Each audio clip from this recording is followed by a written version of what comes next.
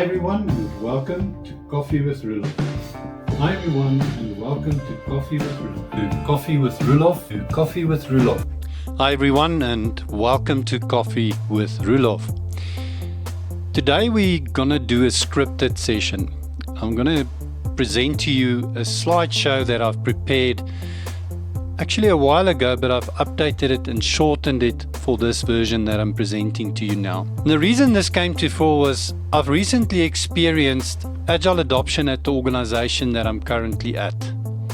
My current role there is Agile coach, but that is not the role I'm fulfilling. I'm more playing the role of a program manager / Agile PM. The organization is currently in a phase of adopting Agile, and it has been for quite a while. It's been going through different methodologies, and slowly there's change happening. Now this session will be more focused around one specific element that nobody talks about. When I'm in organizations and there's Agile adoption, I experience that a lot of people leave out the leadership element to the adoption of Agile. I also experience that when I do Agile adoption, that's the first place I start at.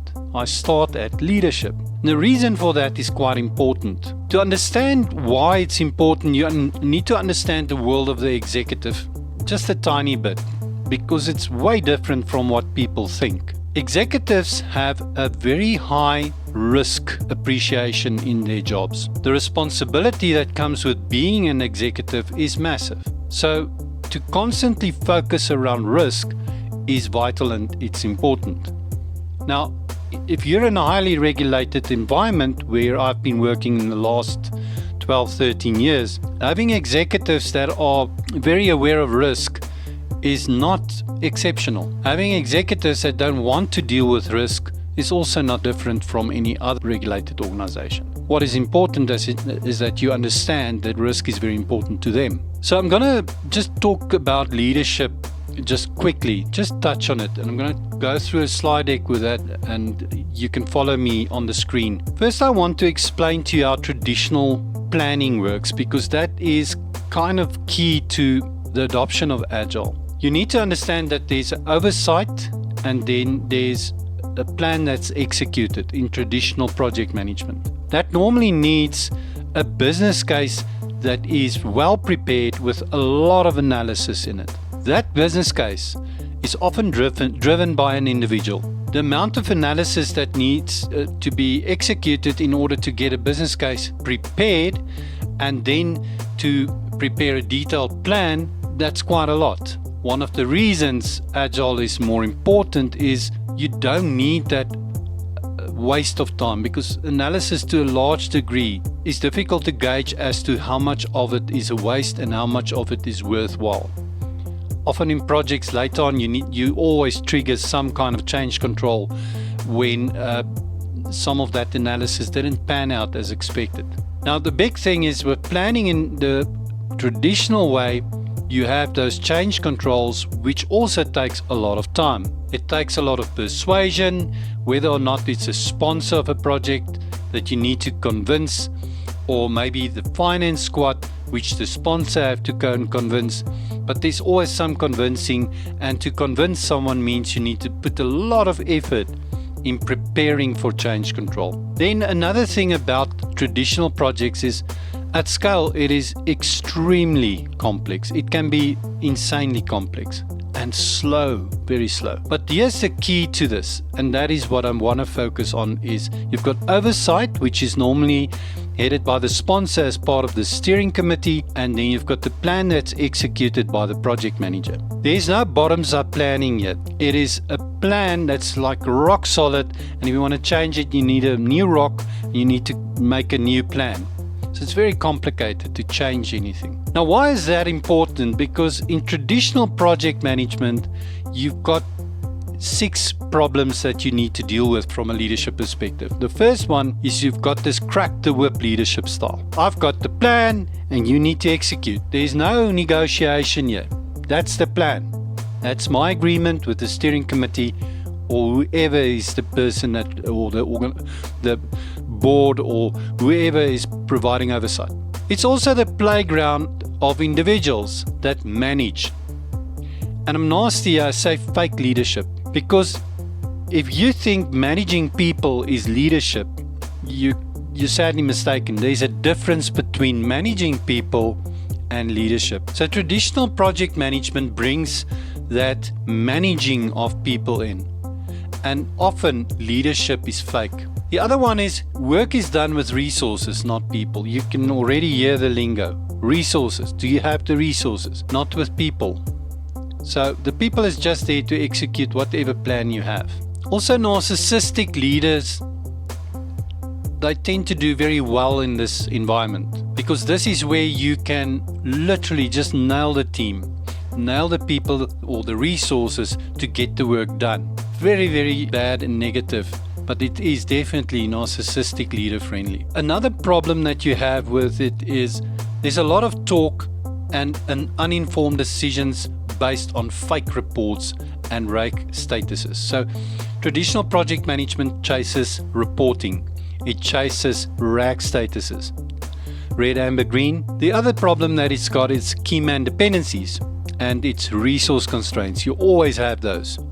You have one person that needs to be cloned because they are really special and knows about everything, and then you've got not enough people. There's always some kind of constraint. The leadership in Agile, however, is way different. There's very little management of people. It's got to do with autonomous teams. And what autonomous teams means is the entire squad, everyone in your team is together in this, and they're trying to solve the problem and get the job done. Getting things done triggers the right culture change for the creation of high performance teams. And that's something I'm particularly good at. High performance teams. The problem with high performance teams, just by the way, is, and we are experiencing it at the moment you're a high performance team and someone that comes in fresh kind of battles to adopt very quickly, especially if that high performance team has been executing for a while. It's very difficult to come in and understand what's happening, because who's managing this? Especially when you still need to adopt Agile. Then authentic leadership, and I want to say authentic servant leadership that creates more leaders. That is Agile. You want more leaders in your team, people that's willing to stand up and give their opinion, to give or voice their expert opinion. Then transparency creates a trust, as reports drive improvement, not reasons.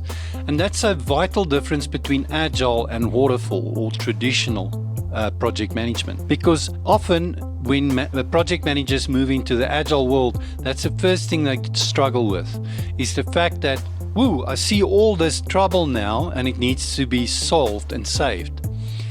The moment you do that, you break the trust, you break the transparency, and people switch off the honesty mode. They start managing perception. You don't want that, and that's a key problem with the traditional way of doing project management. There's also better collaboration between experts, and that's something about Agile I love. You have all these people in the room that just have this incredible amount of knowledge that's sharing and collaborating. Focus is on delivery, not the next status report or meeting. It's something about traditional project management that drives me up the wall, is the amount of meetings. It's just crazy. And you don't have that with Agile. Agile is a lot more focused around delivery rather than having the next meeting, trying to manage risk and all kinds of reasons why there's a lot of meetings. Then there's focus on removing constraints to ensure the team can perform better. So there's this constant obsession to get the team to perform better, to make sure that the environment they move around in is a lot more friendly. So why is all this important for Agile adoption? Agile adoption is often done academically, and it's a problem because you need to understand why Agile is so incredible. Otherwise, you won't understand why you're battling with the adoption of Agile in your organization. Switching from traditional to Agile, you need to have that understanding. Change for Agile adoption starts at the top of the organization, as the Agile adoption impacts policies, standards, as well as all the reporting and existing processes. You can even put KPIs in there for the executives. It has to start at the top. There's no point that if your CEO still requires a monthly status update, but your teams at the bottom is planning to have the delivery done in program increments of 3 months, no point. Also, there's no point in having an executive expect status reports to come their way when there's actually supposed to now be transparency, and they simply need to learn how to utilize the Agile toolset. And that can be software like Jira, Monday.com, anything like that they need to just go in and look at where the progress is, how things are progressing. And that should be utilized on a daily basis, which gives them incredible power to know exactly what's going on in the organization. In highly regulated environments, the adoption of Agile often fail, as the organization do not change vital parts of how it functions, as the regulatory requirement serves as the excuse by top management not to change or to create hybrid governance processes. Now, I'm known to dislike hybrid, but it's not because of the fact that hybrid is a mishmash or a change in how things it gets done. It's my experience with hybrid processes that's been put in place to actually just fake Agile and still run waterfall. You can do a hybrid process. In fact, hybrid is good if it's well thought through and implemented properly to ensure that the regulatory compliance still remains and the risk is managed, but you still land things in an Agile manner. Because remember, Agile is a lot more reliable than traditional project management. Adopting Agile will require a change in leadership. This change is where Agile adoption should start. Now, when I say change in leadership, I don't mean fire the bosses. I mean, leadership need to attend the courses and training first to understand how to implement this. But they also need to understand what to look out for, because it's so easy to get the wrong people in to do your Agile adoption. So you want to know what you're talking about. Understanding what can and cannot change might require changes in how Agile is adopted. Now there we get to the hybrid processes that you might want to design or develop. The only way you can do that is if your leadership actually understand what needs to change and what can change and why things happen the way they do. Not changing vital parts of the organization's current way of doing things will impact how adoption can be done and what culture will replace the current one. And then the last one is Agile adoption is not something that can be fake. I want to just revisit that one. When it comes to leadership, it's very easy for us to tap into the connectors in our brain of what we know. If you are used to waterfall or traditional project environment, I promise you Agile is a complete mind shift. You need to accept the fact that you need to delete some files in your brain to understand what Agile really is. Because there's a lot of misunderstandings around what waterfall truly offers.